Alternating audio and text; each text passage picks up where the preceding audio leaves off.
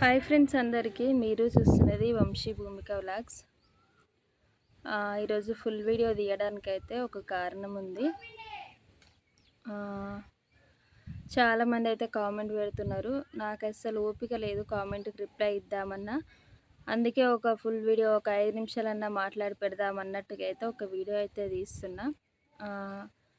నాకు జ్వరం వచ్చింది అని నేను వీడియో అయితే అప్లోడ్ చేసిన తర్వాత చాలామంది చాలా రకాలుగా కామెంట్ అయితే పెడుతున్నారు.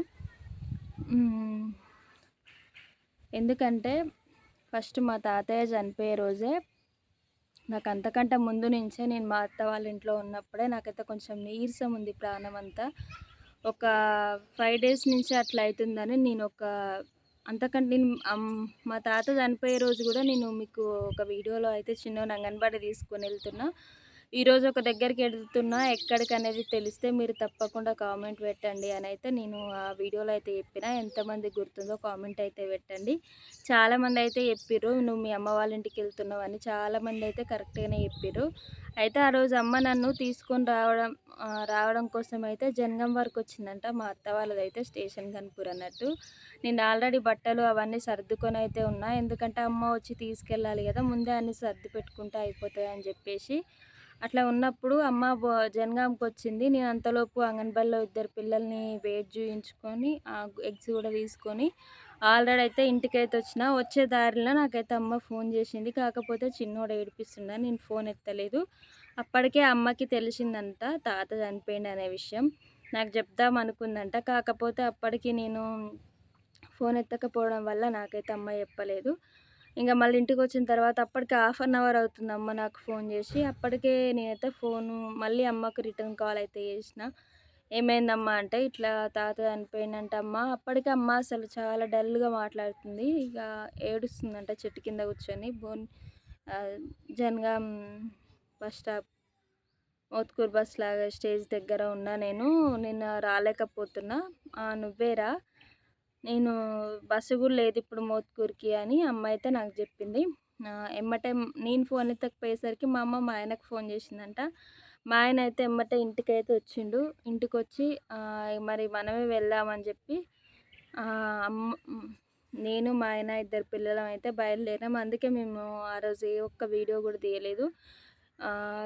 ఫస్ట్ రోజు అంటే జూన్ 1 తారీఖు రోజు మీరు గమనించినట్టయితే 11:30 వరకే వీడియోస్ ఉంటాయి. అంతకు మించి అయితే మేము వీడియోస్ అసలు పెట్టలేదు. ఇక మేము జనగాంకి వచ్చి అమ్మని తీసుకొని తాత దగ్గరికి అయితే వెళ్ళాం కదా.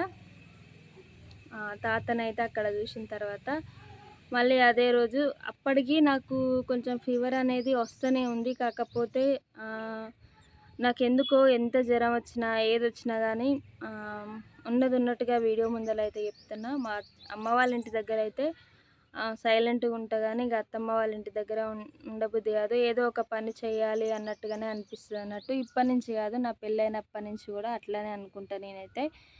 అట్లా అయిపోయిన తర్వాత ఏమైంది, ఇంటికి వచ్చినాక కూడా నాకు నీరసం ఉండడం, కొంచెం కళ్ళు తిరిగినట్టు అనిపించడం అట్లా అయింది. ఇంకా నెక్స్ట్ డే తాతని కార్యక్రమం ఉంది కాబట్టి తప్పదు వెళ్ళాలి. ఎందుకంటే మా సొంత తాత చిన్నప్పటి నుంచి తన చేతులతో పెడితే తిన్నదాన్ని కాబట్టి వెళ్ళాలి. వెళ్ళకపోతే బాగుండదు. మా సొంత తాత కాబట్టి ఆ స్థితిలో ఉంటే అసలు ఎవరు వెళ్ళకపోదురు. ఎందుకంటే నాకు అసలు ఓపిక లేదు. ఇంకా వెళ్ళి ఆ కార్యక్రమం అయిపోయిన తర్వాత ఇంటికి వచ్చిన తర్వాత అయితే నాకు ఆ రోజు నైట్ బాగానే ఉన్నా. తెల్లారి అసలు ఘోరమైన తలనొప్పి.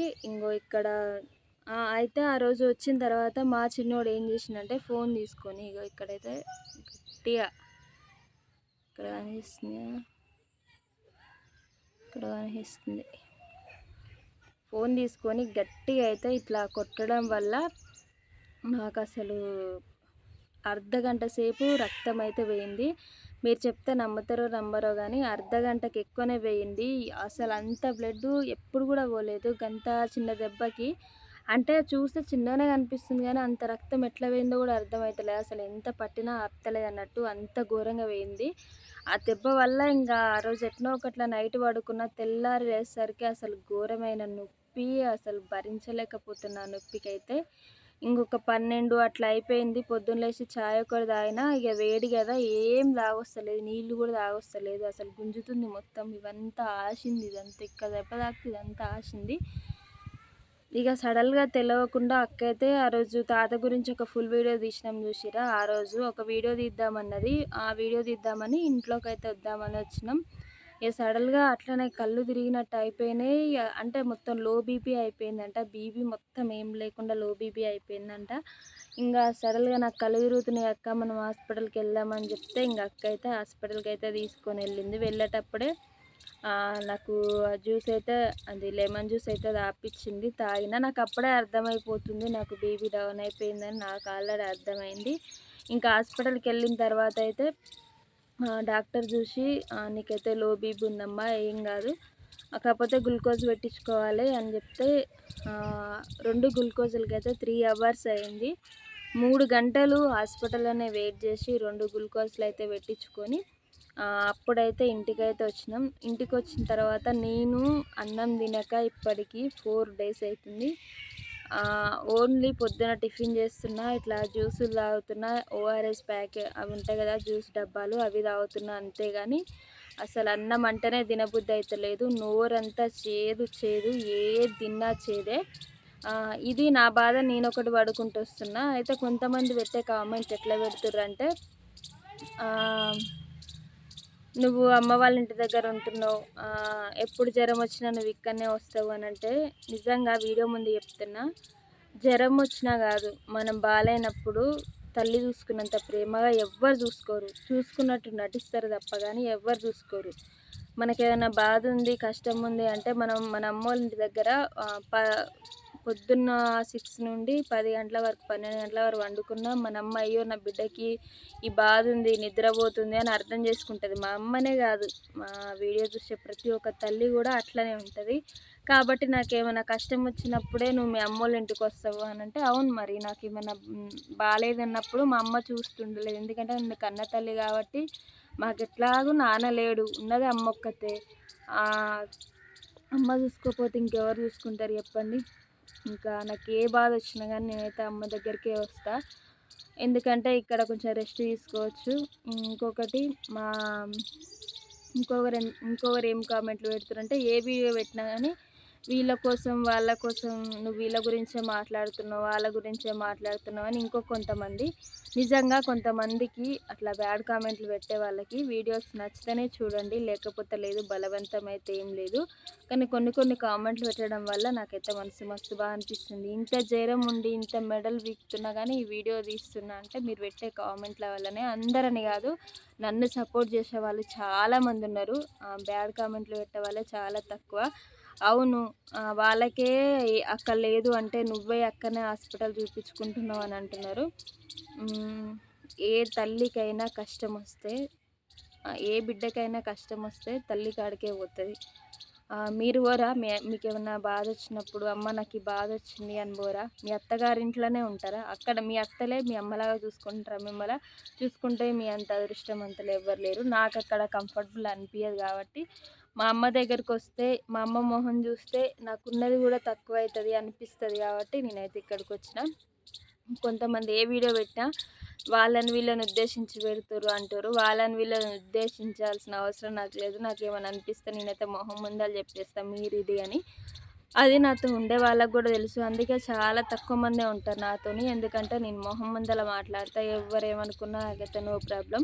నేను నచ్చిన వాళ్ళు అయితేనే నాతో ఉంటారు, నచ్చని వాళ్ళు వదిలేసుకొని పోతారు. కానీ కొన్ని విషయాలల్లో అంటే మనం ఇట్లా బాధలో ఉన్నప్పుడు కనీసం మందలియని వాళ్ళు కూడా ఉంటారు కదా, వాళ్ళతో ఇంకా నేను లైఫ్లో కూడా వాళ్ళ మొహం కూడా చూడను. ఎందుకంటే మనం బాగున్నప్పుడు మనతో ఉండి మనకు కొంచెం ఏదైనా అయింది అంటే, ఇప్పటికీ 2-3 సార్లు జరిగింది, అయినా కొంచెం అట్లా బాధ అనిపించింది.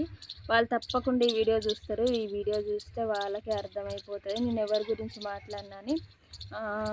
మీరైతే కొంచెం తప్పుగానే అర్థం చేసుకొని కామెంట్లు అయితే పెడుతున్నారు. అట్లయితే పెట్టకండి.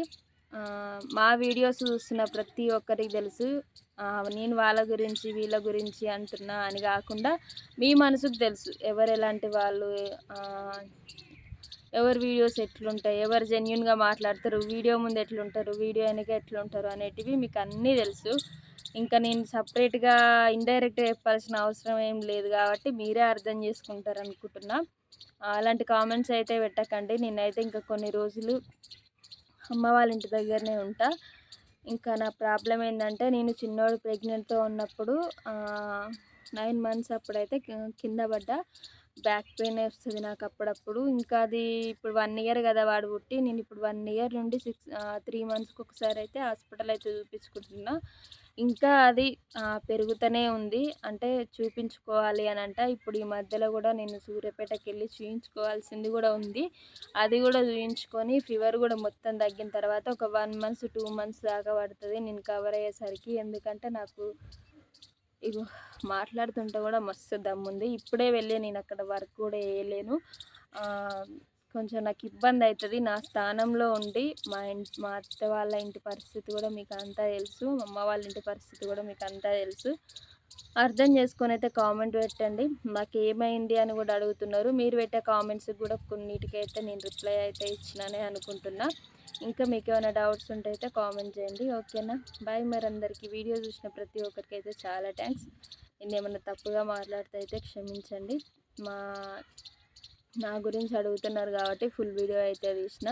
ఇప్పుడైతే ఫీవర్ అయితే లేదు, కాకపోతే నీరసం అయితే ఉంది. కొంచెం ఇప్పుడైతే పర్లేదు, ఓకే. అందరికీ చాలా థ్యాంక్స్. అందరైతే చాలా బాధపడ్డారు నా గురించి. ఇది ఈరోజు వీడియో అయితే. ఇంకేమైనా డౌట్స్ ఉంటే రేపైతే వీడియో ఇద్దాం. ఓకేనా? బాయ్ మరి అందరికీ.